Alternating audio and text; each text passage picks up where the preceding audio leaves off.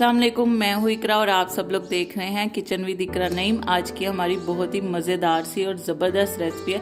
किस तरह आप बाज़ार जैसा ढाबा स्टाइल, रेस्टोरेंट स्टाइल घर में साग बना सकते हैं। आज मैं आपको वो बनाना सिखाऊंगी। उसके लिए जिन इंग्रेडिएंट्स की आपको ज़रूरत है, सबसे पहले मैंने यहाँ पर आप लोग देख सकते हैं 2 किलो लिया है साग, और यहाँ पर 1 किलो मैंने ली है पालक, और आधा किलो ये आप देख सकते हैं बाथू लिया है। बाथू इस तरह का होता है, ये आपको बाज़ार से इजीली मिल जाएगा।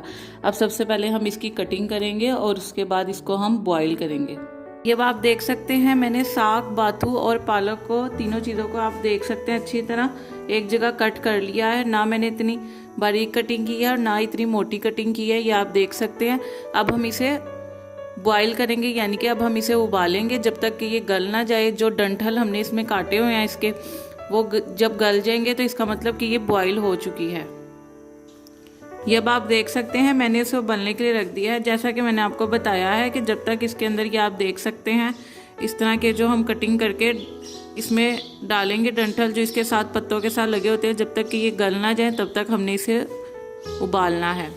जैसे कि आप लोग देख रहे हैं जब तक हमारा साग वहाँ पर बॉईल हो रहा है, मैंने यहाँ पर आप देख सकते हैं अदरक लहसुन लिया है। लहसुन का मैंने 1 फूल लिया था, उसको मैंने इस तरह से आप देख सकते हैं छिलका उतार के पीसीस कर लिए हैं। और तकरीबन 5 से 6 इंच का मैंने अदरक का पीस लिया था, उसको भी ये छोटा छोटा काट लिया है। और आप देख सकते हैं यहाँ पर मैंने आधा पाव हरी मिर्च ली है, यानी कि 125 ग्राम मैंने यहाँ पर हरी मिर्चें ली हैं, उनको भी मैंने छोटा छोटा काट लिया। अब इन दोनों चीज़ों को हम ग्राइंड कर लेंगे। ये आप देख सकते हैं मैंने अदरक लहसुन को भी मैं आपको दिखा देती हूँ। ये आप देख सकते हैं कि इसको मैंने मोटा मोटा चॉप कर लिया है। ग्राइंडर मशीन में ही आपने इसे कर लेना है। और यहाँ पर आप हरी मिर्च भी देख सकते हैं, इसको भी आपने इसी तरह से ग्राइंड कर लेना है। ये आप देख सकते हैं साग, पालक और बाथू हमारा गल चुका है, मैंने चेक किया है, आपने भी चेक कर लेना है। अब इसके बाद हम इसका पानी अलग करेंगे और इसे घोटा लगाएंगे। अपने देसी तरीके से मधानी की मदद से हम इसे घोटेंगे। ये आप देख सकते हैं मैंने इसे हांडी में शिफ्ट कर दिया है। मिट्टी की हांडी में आप बनाएंगे तो ज़्यादा इसका टेस्ट आएगा, तो इसलिए आपकी वो मर्ज़ी, आप मिट्टी की हांडी में बनाएं या घर की देगची में बना लें। तो अब हम इसे घोटा लगाएंगे। ये आप देख सकते हैं, आप इसकी शक्ल से अंदाज़ा लगा सकते हैं। इसी तरह से आपने इसमें मधानी की मदद से इसे हाथों से पीसना है।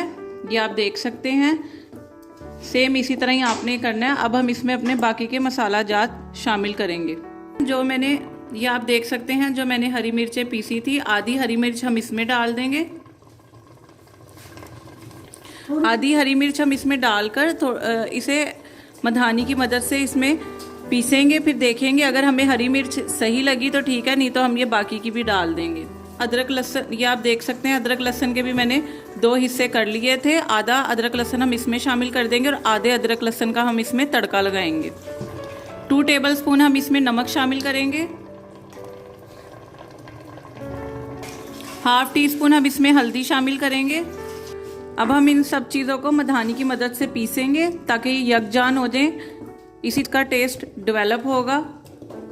ये आप देख सकते हैं 1 कप मैंने यहाँ पर लिया है गंदम का आटा।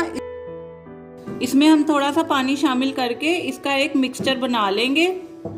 ये आप देख सकते हैं मैंने एक पेस्ट रेडी कर लिया। आपने भी इसी तरह से ही इसकी एक पेस्ट तैयार कर लेनी है। अब हमने इसमें थोड़ा थोड़ा ये आटे का पेस्ट शामिल करके इसकी घुटाई करनी है। आटा डालने का इसमें मकसद ये है कि इससे ये यकजान हो जाएगा और पीसने में आसानी हो जाएगी। ये आप देख सकते हैं, आपको अंदाज़ा हो रहा होगा इसको देखकर कि सारा साग यकजान हो चुका है। और बाकी की भी जो पिसी हुई हरी मिर्च थी, मुझे इसमें मिर्चें कम लग रही थी, मैंने वो बाकी की भी शामिल कर दी हैं। अब हम इसमें तड़का लगाएंगे। तड़का लगाने के लिए मैंने यहाँ पे लिया एक फ्राई पैन, उसमें मैंने डाला है 1 कप सरसों का तेल। आप चाहें तो देसी घी भी इस्तेमाल कर सकते हैं, सिंपल घी भी इस्तेमाल कर सकते हैं और सिंपल ऑयल भी इस्तेमाल कर सकते हैं। अब हम इसमें बाकी बचा हुआ अदरक लहसुन शामिल करेंगे और उसे ब्राउन करेंगे। ये आप देख सकते हैं मैंने अदरक लहसुन शामिल कर दिया। अब हम इसे ब्राउन करेंगे।